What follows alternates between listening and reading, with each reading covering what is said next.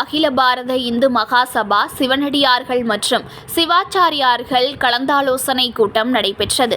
தமிழகத்தில் இருக்கக்கூடிய சிவாச்சாரியார்கள் ஒன்றிணைந்து சிதிலமடைந்த கோவில்களை தேடி கண்டறிந்து கும்பாபிஷேகம் செய்ய முயற்சி எடுத்துள்ளதாக மாநில பொதுச் செயலாளர் ராமநிரஞ்சன் தெரிவித்துள்ளார்.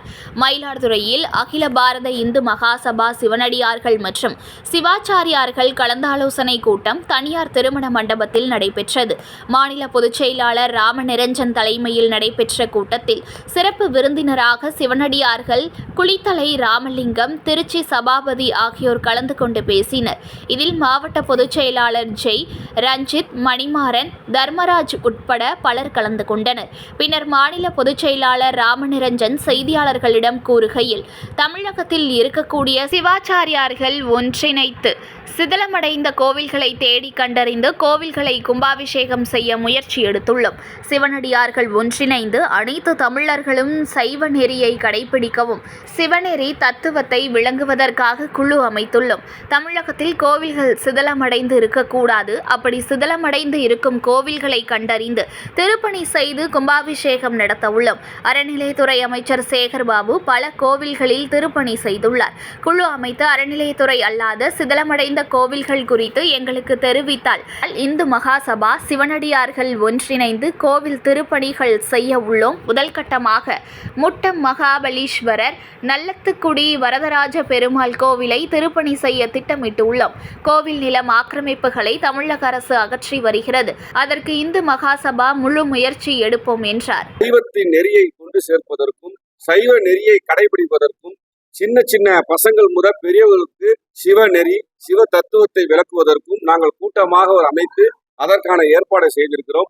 இந்த கூட்டம் வாயிலாக தமிழகத்தில் இருக்கக்கூடிய அனைத்து சிவாலயங்களிலும், அதாவது பெருமாள் கோயிலாக இருக்கட்டும், எந்த கோயிலாக இனி வரும் காலங்களில் எதுவும் சிதிலமடைந்து இருக்கக்கூடாது, அதற்காக முயற்சிகள் எடுக்கிறோம். இதே போல் தமிழகத்தில் இந்து சமய அறநிலையத்துறை அமைச்சர் சேகர்பாபு ஐயா பல ஆலயங்களை கும்பாபிஷேகம் செய்துவிட்டார். நாங்கள் இந்து மகா சார்பாகவும் சிவாச்சாரிகள் சார்பாக நாங்கள் ஒரு கோரிக்கை வைக்கிறோம். நீங்கள் ஒரு குழு அமைத்து வேறு எந்த சிதிலமடைந்திருக்கக்கூடிய ஆலயங்கள், அதாவது இந்து சமய அறநிலையத்துறை அல்லாத கோயில்களாக இருந்தாலும் அதை எடுத்து இந்து மகாசபா மற்றும் சிவனடியார்களிடம் சொன்னால் இந்து சமய அறநிலையத்துறை, இந்து மகாசபா, சிவாச்சாரியார் ஒன்றிணைந்து அந்த கோயில்களை எல்லாம் திருப்பணி செய்து கும்பாபிஷேகம் செய்வதற்கு நாங்கள் நடவடிக்கை எடுப்போம். முதற்கட்டமாக மயிலாடுதுறையில் முட்டம் மகாபலீஸ்வரர் மற்றும் நல்லித்தக்குடி வரதராஜ பெருமாள் கோயிலை இன்று நாங்கள் பார்வையிட்டிருக்கோம். விரைவில் அதற்கான திருப்பணியை தொடங்குவோம். மேலும் தமிழகத்தில் இருக்கக்கூடிய அமைச்சர் பெருமக்கள் மற்றும் அரசு அதிகாரிகள் தங்கள் பகுதியில் இருக்கக்கூடிய கோயில்களையும் அவர்கள் அதற்காக அதை டெவலப் செய்யறதுக்கு நடவடிக்கை எடுக்கணும்னு சொல்லி நாங்களாம் கேட்கிறோம். கண்டிப்பாக இந்த குழு நிச்சயமாக வெற்றி அடையும். எங்கள் குழு நிச்சயமாக ஒரு வருடத்திற்குள் குறைந்தது ஒரு 100 வருட சிதிலமடைந்த ஆலயங்களை எடுத்து நாங்கள் கும்பாபிஷேகம் செய்வோம். அதற்காக இன்று பௌர்ணமி நன்னாளில் நாங்கள் எல்லாம் ஒன்று கூடியிருக்கோம். இப்போ அந்த நீங்க சொல்ற மாதிரி அந்த நல்லித்துக்குடி வரதராஜ பெருமாள் கோயில் சுத்தி ஆக்கிரமிப்பு இருக்கு. ஆனால் பொதுமக்கள் அல்ல, அரசியல் சில பிரமுகர் தான் வச்சிருக்காங்க.